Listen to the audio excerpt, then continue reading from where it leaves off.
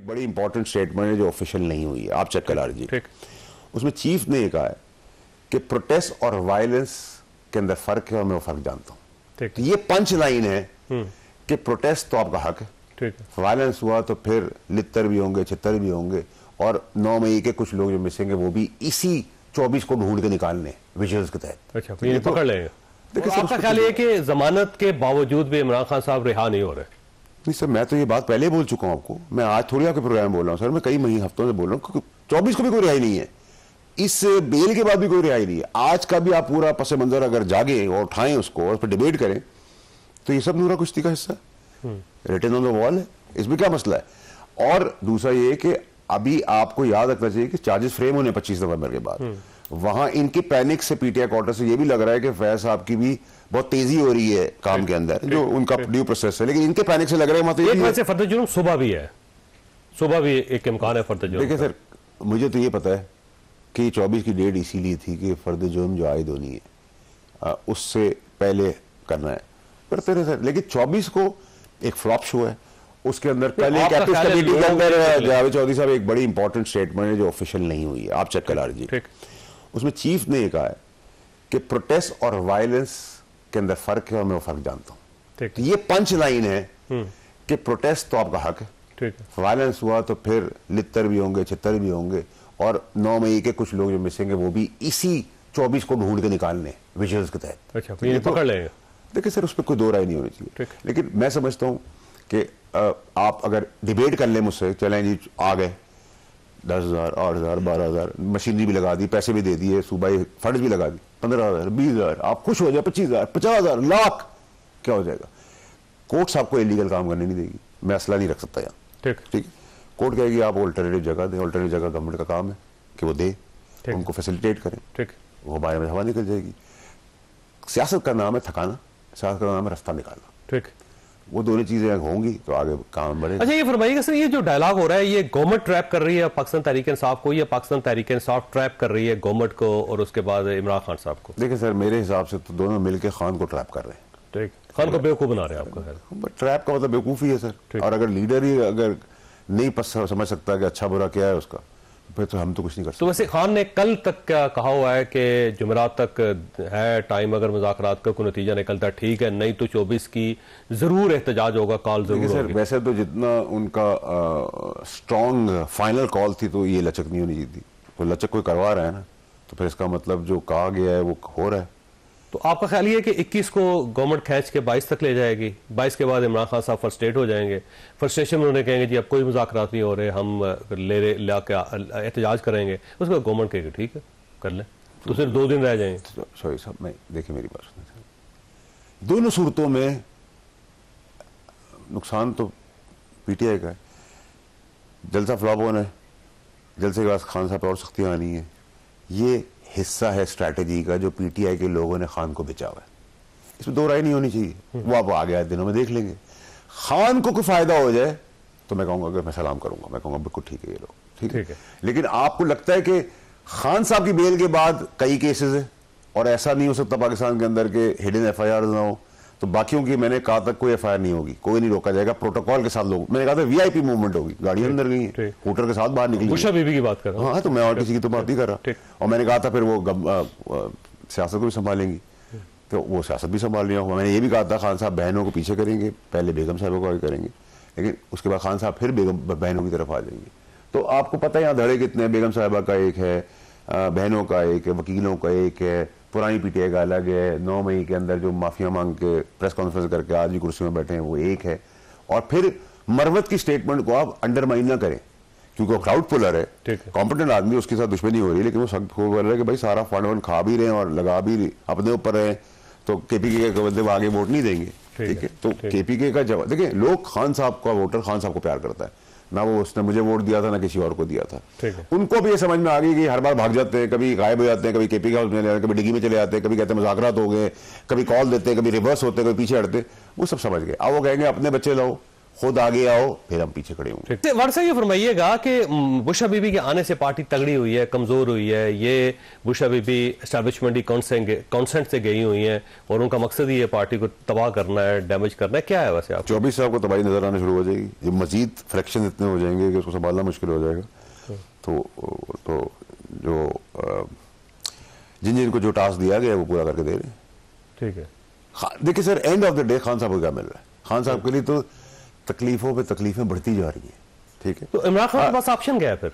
क्या ऑप्शन उनके पास है, वो अपने हाथ में लें। जो वो 12 साल पुराने, मैं 15 साल उनके साथ रहा हूँ, 14-15 साल, आखिरी 3 साल में जिन लोगों की वजह से वो बदले या उनकी सोच में बदलाव आया है, वो 12 साल पहले नहीं थे। और मैं तो आज भी मुखलिसी दिखा रहा, ना तो मैं 9 मई के हाथ जोड़ के आया था कि जी मैं कंडेम करता हूँ और मुझे माफ़ कर दें, इमरान खान ने किया। मैं उन बेशर्मों की फहरिस्त में नहीं हूँ जो आज पॉलिटिकल पार्टियों के कफन बांध के निकलने की शक्लें कफन बांधने की, लेकिन एक बंदा पार्टियाँ भी 5-5 छोड़ के आया है। लेकिन एट द सेम टाइम मैं तो आज भी उनकी मदद करना चाहता हूँ। मदद से मतलब ये कि मेरा पुराना बॉस रह चुका है, मैं चाहता हूँ कि भाई उसकी आंखें खुल जाए, वो फर्दर ऐसे अजाब के अंदर ना चला जाए जहाँ इनको फायदा हो। तो आप इमरान खान साहब को समझाने के लिए तैयार है? देखिए, मैं ना इमरान खान साहब की पार्टी की मैं जाना चाहता हूँ। जब उन्होंने मुझे बुलाया था, फवाद चौधरी ने उसको ऑन रिकॉर्ड एक्सेप्ट किया है। फवाद चौधरी भी तब बहुत करीब था खान साहब के निकालने का। जब उन्होंने मुझे लाहौर में बुलाया था तो रात को बुलाया था, मैंने कहा मैं देखेंगे जहले में आऊँगा, मेरे पुराने बॉस हैं, मुझे कोई चीज़ कहेंगे तो मैं हाजिर हूँ। ना मुझे पार्टी से कुछ चाहिए, ना मुझे उनसे कुछ चाहिए, मेरे रास्ते अलग हैं, वो अलग ही रहेंगे। ठीक है, बड़ी क्लैरिटी मेरे अंदर। लहजा पार्टी में नहीं जाना, लेकिन खान साहब को समझाने के लिए अगर वो देखिए सर, अगर पार्टी और गवर्नमेंट के दरमियान को मामला सेटल करने में पार्टी को तो देखिए सर, पार्टी के अंदर जो ये कीड़े मकोड़े हैं, अल्लाह बड़ा बोल से बचाए, लेकिन मैंने तो इनको 15 साल अपने जूते की नीचे रखा है, इनको मसलता था मैं, और खान साहब देखते थे। तो मैं आज भी उनको कुछ नहीं समझता, ना मैंने उस वक्त कुछ समझा था, ना मैं उनको आज कुछ समझता हूँ। तो उनसे बात करना मेरे लिए बेकार है, क्योंकि जो आदमी खान का खा के खान, देखिए मैं तो खान की साथ खड़ा हुआ उसको इस अजाब से बचाने के लिए, और आज खान साहब जो है वही काम करना चाहते हैं कि मुज़ाकरात ताकतवर लोगों से हो। तो भाई, तो उसको मैं फारसी में बात कर रहा था, मैं भी ये कह रहा था भाई बात खत्म करो ना, जुल्म बर्बरियत की बात करो। लेकिन आप 4वें आसमान पे थे, अब आपको समझ में आ रही है ग्राउंड रियलिटी। तो इस मुल्क के अंदर ये याद रखें कि जेल से लोग ऐवान में जाते हैं और ऐवान से फांसी के तख्ते पे चढ़ते हैं। इस मुल्क का ये तर्ज सियासत रहा है, तो इसको रख के बड़ी खतरनाक सियासत है। या आप ऐवान में से फांसी पे चढ़ जाते हैं, या आप जेल से ऐवान में चले जाते हैं। तो जिस मुल्क के अंदर इस टाइप की चीजें हों, उसके अंदर आदमी को बहुत केयरफुल होना चाहिए। अच्छा, ये फरमाइए सर, ये पाकिस्तान तहरीक इंसाफ के अपने ऑफिशियल पेज के ऊपर भी उन्होंने अब कमेंट किया आपके बारे में, ज़्यादा वाहियात है, और उसके अंदर उन्होंने कहा जी कि देखिए हमारा क्योंकि धरना कामयाब होने लगा है, एहतजाज कामयाब होने लगा है, तो गवर्नमेंट की तरफ से या एस्टैब्लिशमेंट की तरफ से जो लोग हैं जिन्हें पाला हुआ है वो उछल कूद कर रहे हैं, वो डिस्टर्ब हो गए हैं, वो सबको ख्याल हो रहा है कि आप तो उसमें बड़े ब्रैकेट्स में बात कर रहे हैं। उन्होंने टाउट का लफ्ज भी यूज किया, ये भी यूज किया, पालतू। देखिए पालतू कुत्ते की भी ना बड़ी कीमत होती है, लेकिन सड़क के कुत्ते को ना सिर्फ हड्डी और लात पड़ती है। तो ये तो मैंने डिफरेंस कर दिया। और मुझे अगर किसी का टाउट कह रहे हैं, एस्टैब्लिशमेंट टाउट कह रहे हैं, तो भाई मुझे तो खुशी है मैं उसका टाउट हूँ एस्टैब्लिशमेंट का, क्योंकि आप पहले इसके टाउट थे, सारी पॉलिटिकल पार्टियां उसकी टाउट हैं, और आप फिर चाहते हैं कि मेरी नौकरी की जगह फिर टाउट बन जाए जो ताकतवर हल्कों से आप बात करना चाहते हैं। तो आप तो लेटे हुए मर रहे हैं, जबान से टाउट बनने को तैयार है। तो भाई अगर आपको टाउट के बजाय वो स्ट्रीट के कुत्ते को जो ठुड्डा मारते हैं वो ठुड्डा मार रहे हैं, तो फिर मेरा कसूर थोड़ी है। तो उससे पता चल रहा है कि आप पालतू नहीं है, आप सड़क के कुत्ते हैं। उनको हड्डी और लात ही मिलेगी, और हड्डी भी बची हुई मिलेगी। और टाउट इस मुल्क के अंदर कौन नहीं, कौन तस्वीर नहीं खिंचाना था, कौन झुकना नहीं चाहता, कौन अफेयर। ये सारी टाउट जो है, जो आपके यहाँ बैठे हुए, जो बेलों पे निकले हुए हैं, जो मजे ले रहे इक़्तिदार के, वो टाउट है। जब ये नई टाउट पना पूरा करेंगे तो वापस अपनी जगह पे होंगे। इसमें तो कोई दो राय होनी नहीं चाहिए। अगर मुझे आप तंज कर रहे हैं और मुझे एस्टैब्लिशमेंट का बोल रहे हैं, तो मैं तो बड़ा क्लियर हेडेड हूँ उसके अंदर। ठीक है, अगर जो कुर्बानियां दे रहे हैं, अगर आप उनकी तरफदारी कर रहे हैं, तो मुझे तो अच्छा, वैसे ये जुबान ज़ेब देती है पार्टी को, इतनी बड़ी पार्टी हो पाकिस्तान में, और फिर अपने ऑफिशियल पेज के ऊपर इस किस्म की बयान दे रही है। यही ऑफिशियल पेजेस और ये घटिया जो स्ट्रीट डॉग्स हैं, मैं तो स्ट्रीट डॉग में डॉग की भी तौहीन है, कुत्ते की भी। मैं तो इनको कहता हूँ कि गटर के कीड़े जिनको मैं मसलता रहा हूँ, 15 साल मसला है मैंने। आप जावेद साहब और खान साहब के सामने मसलता यूँ करता था मैं। ठीक है, किसी का गिरबान पकड़ लेता था, किसी को निकाल देता था। अल्लाह बिन काइन मुझे खान साहब ने बहुत स्पेस दी थी, और उस वफादारी के तहत मैं आज भी अपना मुखलिस मशवरा दे रहा हूँ। माना ना मानना उनकी मर्जी है, पार्टी की तरह सियासत लोग देख रहे हैं, गलाजत तो ये किसी की माँ बहन बेटी को नहीं छोड़ते। तो मैंने आपको कहा ना कि तौहीन सड़क के कुत्ते की भी, लेकिन चले आप उसको। अच्छा, वैसे इमरान खान साहब का फ्यूचर क्या है और पाकिस्तान तहरीक इंसाफ का फ्यूचर क्या है, दोनों का? देखिए, बड़ा आपने क्रिटिकल सवाल किया। मेरे हिसाब से ये कि तहरीक इंसाफ चाहती है कि खान साहब का फ्यूचर डार्क हो जाए और तबाह हो जाए, तो इनका फ्यूचर ब्राइट हो जाए।